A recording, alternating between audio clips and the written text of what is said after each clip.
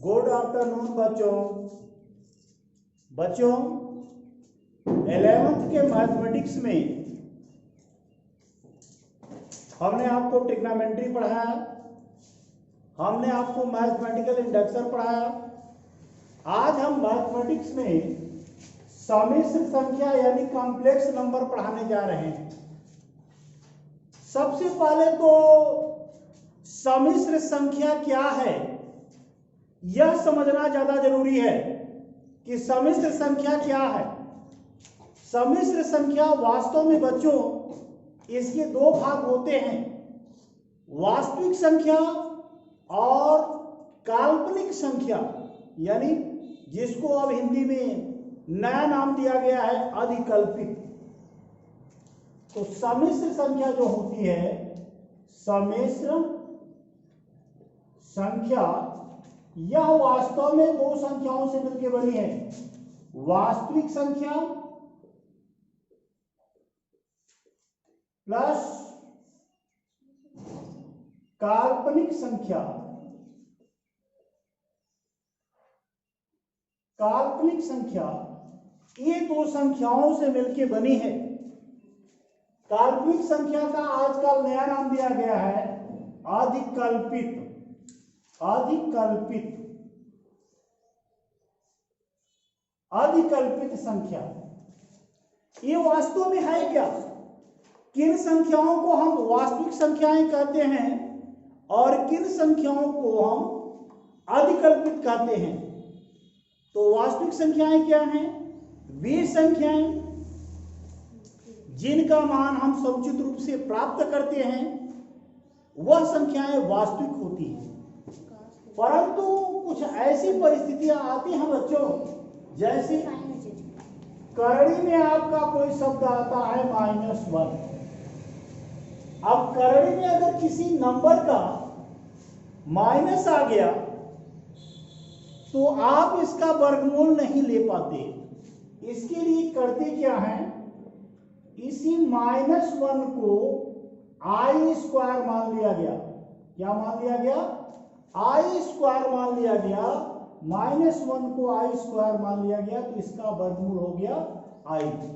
अब हम किसी भी संख्या का, जैसे मान लीजिए ये हमको निकालना है -4 का वर्गमूल।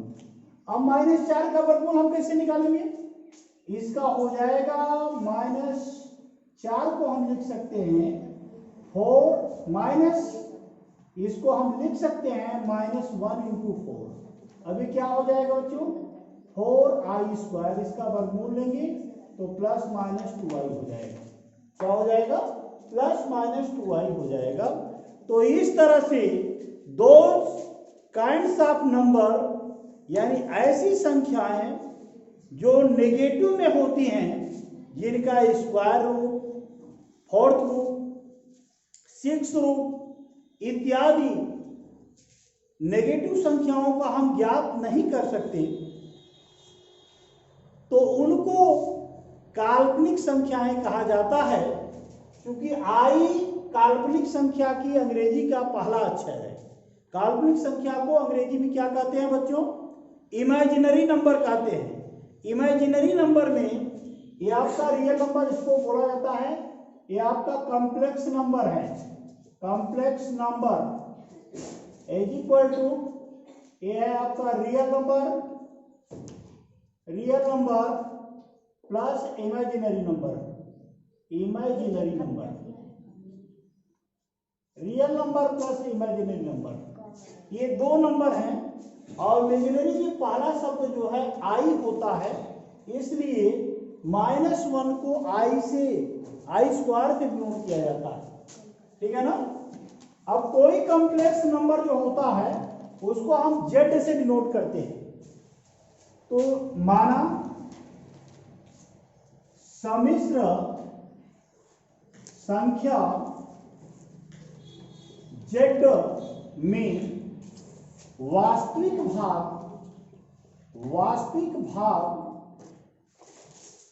x तथा काल्पनिक भाग y है। इस तरह से होता है बच्चों। इसको आप क्या लिख सकते हो, z इक्वल टू, ये होता है रियल पार्ट, यानी real part of z, real part of z क्या होता है, x होता है, और i हम लिखते हैं इमेजिनरी पार्ट ऑफ z क्या होता है, ये होता है i y। अब ये आपका जो है complex number z equal to हो जाएगा x प्लस i y। ये आपका होता है complex number z equal to x plus i y।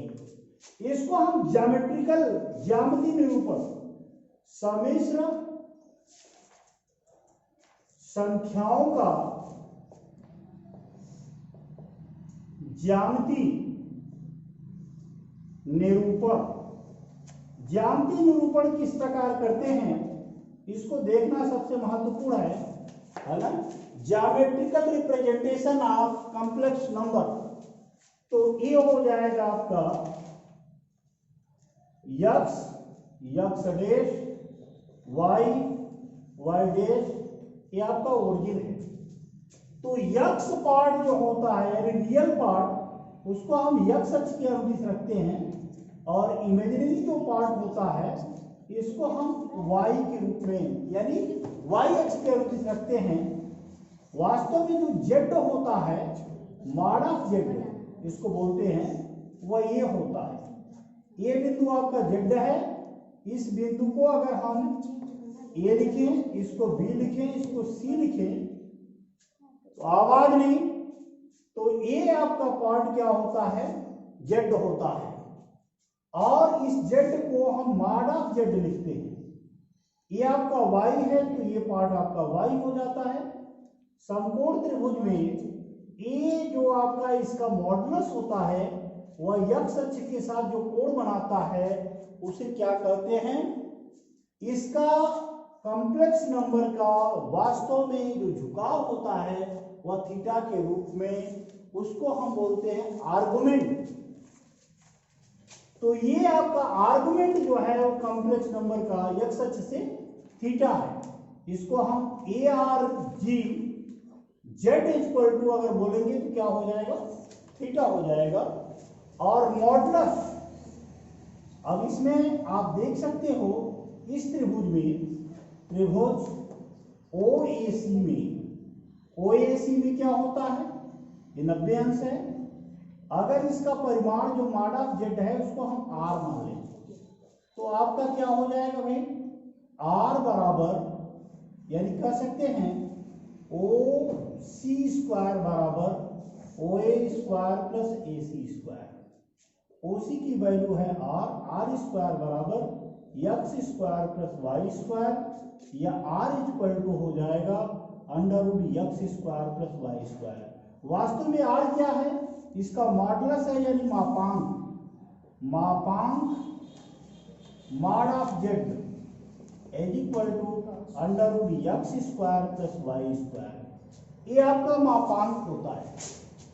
अब बच्चों इसमें एक चीज और ध्यान दिया जा सकता है, इसका ध्यान इसलिए दिया जा सकता है, यहां से हम देख सकते हैं ट्रिग्नोमेट्री का यूज करके, इस त्रिभुज का अगर मापांक ये r है, ये आपकी वैल्यू क्या है, r है। तो आइए इस त्रिभुज में हम देखते हैं, त्रिभुज OAC में cos थीटा इक्वल टू क्या होता है, OA बटा r, यानी OA का मतलब x से है तो x बटा r, x इक्वल टू हो जाएगा r cos थीटा। ये आपका पहला समीकरण बन जाएगा, और आप देख सकते हो साइन थीटा इक्वल टू क्या है, y बाई आर, या यहां से y इक्वल टू हो जाएगा r साइन थीटा। अब समीकरण 2 में समीकरण 1 का भाग देने पर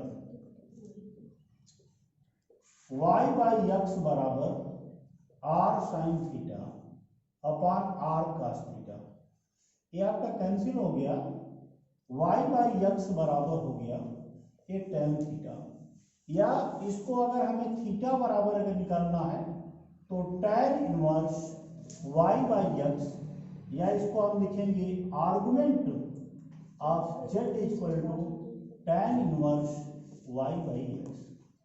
ये आपके इंपॉर्टेंट फार्मूला हैं जिनको आप रख सकते हैं, याद कर सकते हैं। ये आपके मैथमेटिक्स में बहुत ही इंपॉर्टेंट है। ठीक है बच्चों।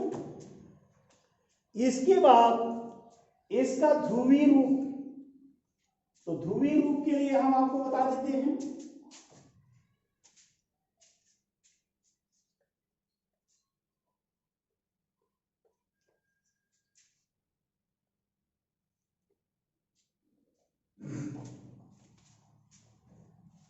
सम्मिश्र संख्याओं का ध्रुवीय रूप, ध्रुवीय रूप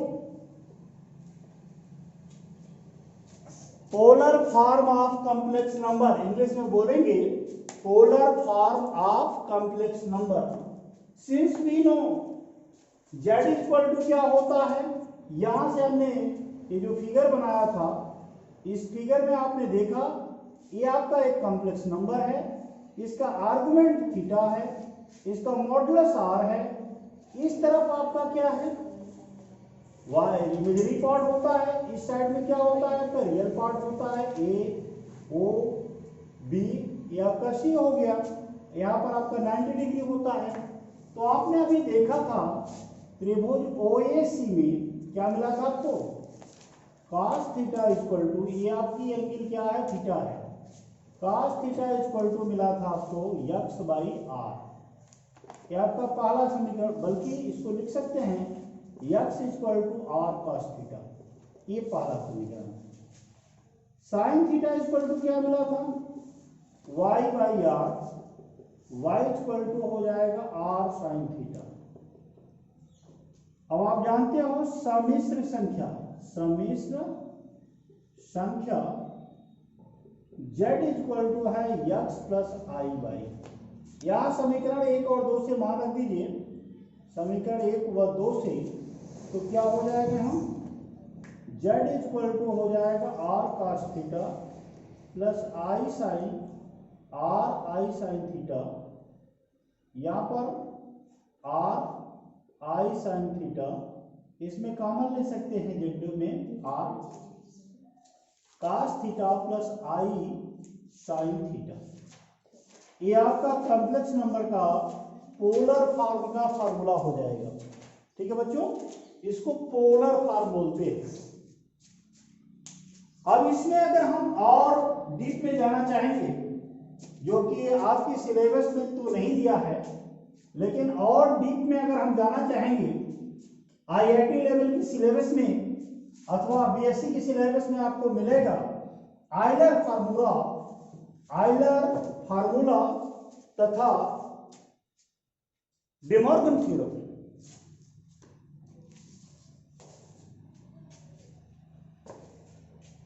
तो यहां से आयलर फार्मूला,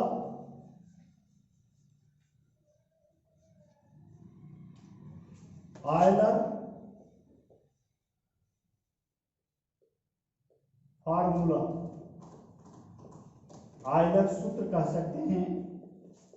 तो आयलर सूत्र क्या होता है, आयलर एक गणितज्ञ थी, उन्होंने ये बताया था सबसे पहले, क्या बताया था, e पावर आई थीटा बराबर होता है cos theta plus i sine theta.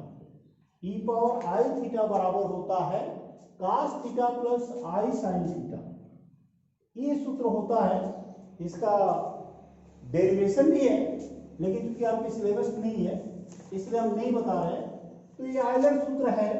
यहां से अगर कॉम्प्लेक्स नंबर को लिखना चाहें तो सम्मिश्र संख्या क्या हो जाएगी, सम्मिश्र संख्या बन जाएगी z equal to r e power i theta, क्योंकि cos theta plus i sine theta की जगह हम e पावर आई थीटा लिख देते हैं, तो हमारा सम्मिश्र संख्या इस रूप में हो जाएगा z equal to r e power i theta.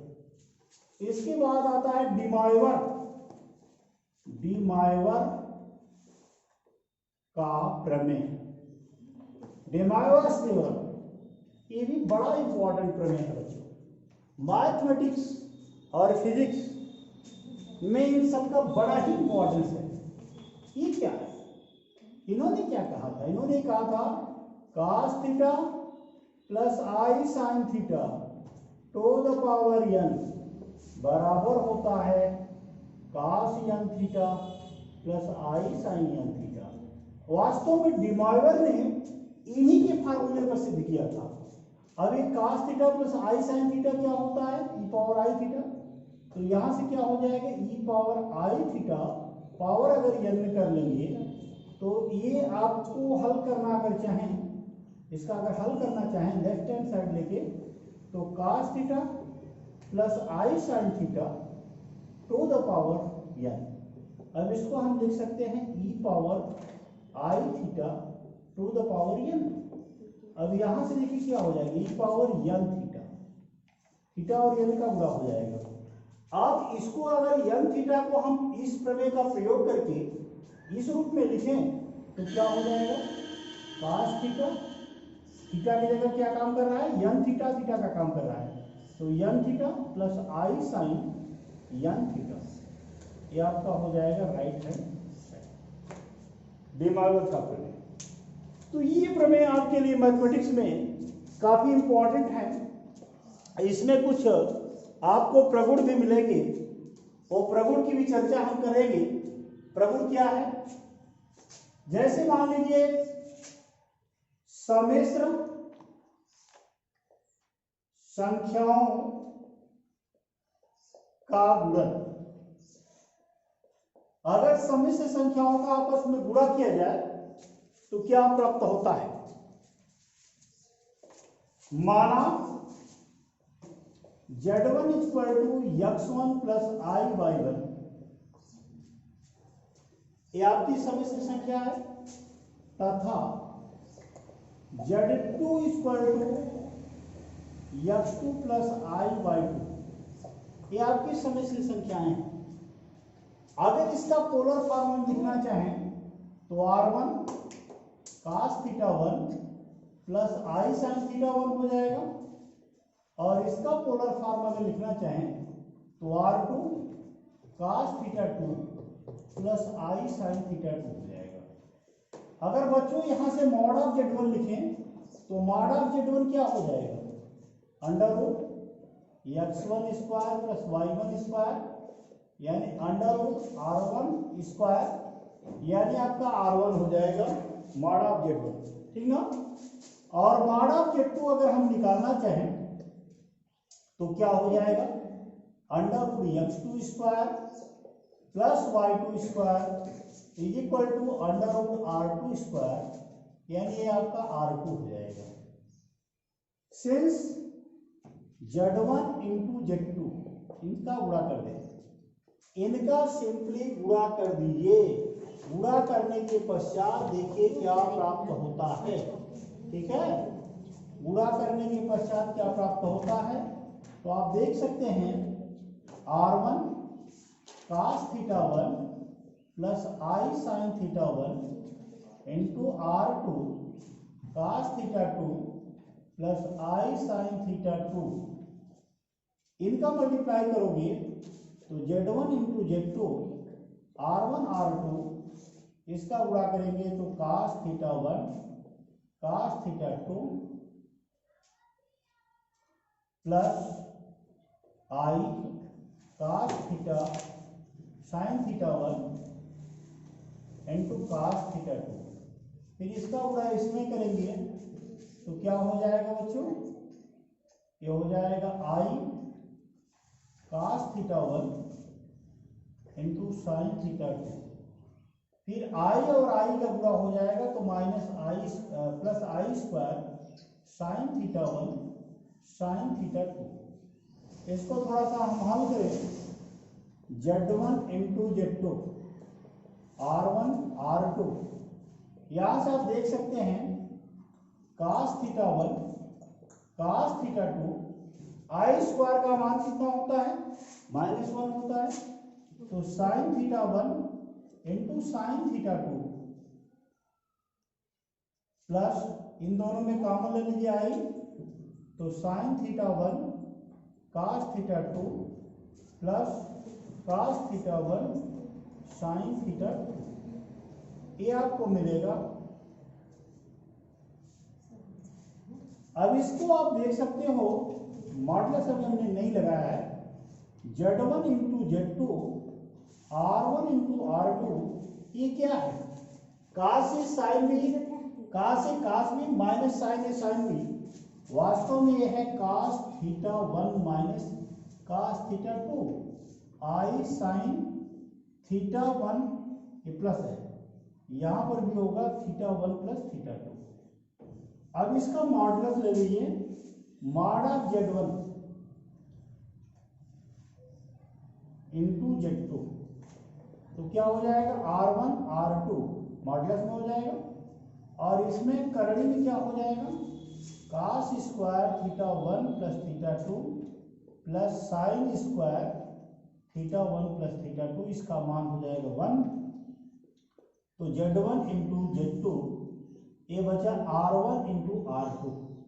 अब R1 इक्वल टू क्या है, mod of Z1, R2 equal to क्या है, मॉड ऑफ Z2। तो mod of Z1 into Z2, ये हो जाएगा mod of Z1 into mod of Z2। ये आपका बेसिक फार्मूला दो आपकी समिश्र संख्याओं के गुणनफल का प्राप्त होगा। इसी तरह से आप भागफल का भी निकाल सकते हैं, योग अंतर का भी निकाल सकते हैं। वेरी वेरी इंपॉर्टेंट फार्मूला आपको हम बता रहे हैं, अगले दिन हम इस पर अच्छे न्यूमेरिकल भी देंगे, लेकिन ये थियरी जो हम बता रहे हैं ये IIT लेवल तक बहुत ही महत्वपूर्ण होगा। इंटर लेवल में तो बहुत ही सामान्य तरीके से दिया हुआ है, लेकिन ये IIT लेवल तक आपके लिए बहुत इंपॉर्टेंस होगा। आइए, समिश्र संख्याओं का भागफल, समिश्र, हाँ, इसका आर्गुमेंट क्या होगा बच्चों, एक चीज और बताना चाहेंगे हम यहाँ, Z1 और Z2 का मान है ना, तो यहां से क्या हो जाएगा, आर्गुमेंट Z1 इंटू Z2 का मान जो आया वो आया थीटा 1 प्लस थीटा 2। ये क्या है, थीटा 1 क्या है, argument Z1 into Z2, that will B argument Z1 plus argument Z2। यानी दो कॉम्प्लेक्स नंबर का जो आर्गुमेंट का गुणनफल होता है, वो आर्गुमेंट दो कॉम्प्लेक्स नंबर के गुणनफल का दोनों के अलग अलग योगफल के बराबर होता है। ठीक है बच्चों, अब आएंगे समिश्र संख्याओं का भागफल। समिश्र संख्याओं का भागफल हम बता रहे हैं, माना Z1 equal to x1 plus i by 1, इसका पोलर फॉर्म जो हो जाएगा R1 cos theta 1 plus i sine theta 1 तथा Z2 x2 plus i by 2 R2 in the bracket cos theta 2 plus i sine theta 2।